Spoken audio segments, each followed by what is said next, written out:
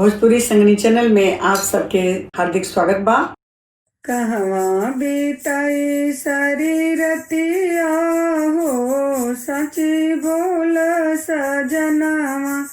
कहवा बीताई सारी रतिया हो, सच बोल सजनावा।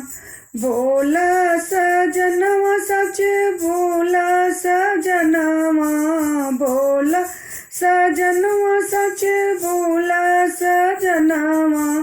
कहवा कहवा बीताई सारी रतिया हो, सची बोल सजनवा। कहवा बीताई सारी रतिया हो, सची बोल सजनवा। जुल्फी तोहार इखरी बिखरी, जुल्फी तोहार इखरी बिखरी, इखरी बिखरी हो इखरी बिखरी। जुल्फी तोहार इखरी बिखरी। अखिया में छाई जरदाई हो, सची बोल सजनवा। अखिया में छाई जरदाई हो, सच बोल सजनवा।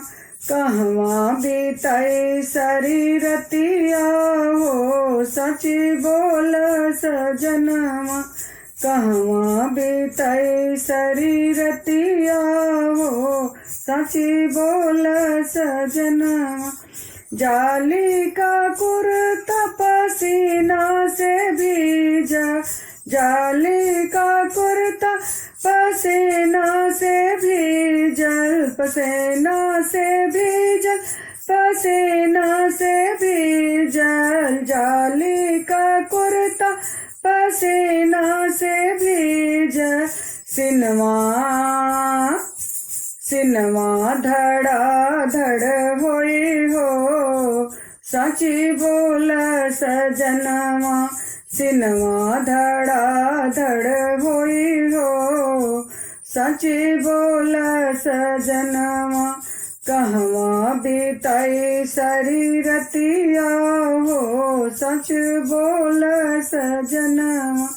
कहवा बीताई सारी रतिया हो, सच बोल सजनवा।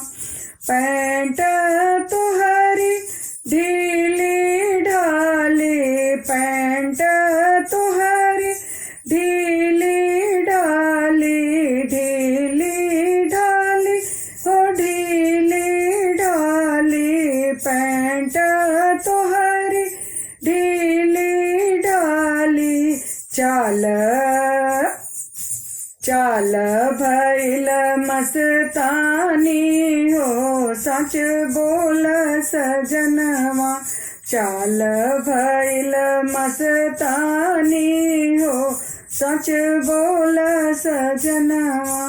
कहवा बीताई सारी रतिया हो, सच बोल सजनवा। कहवा बीताई सारी रतिया हो, सची बोल सजनवा। बोल सजनवा सची बोल सजनवा, बोल सजनवा सची बोल सजनवा। कहवा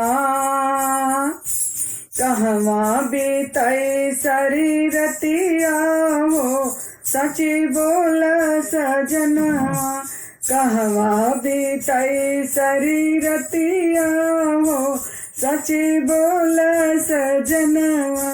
कहवा बीताई सारी रतिया हो, सची बोल सजनवा।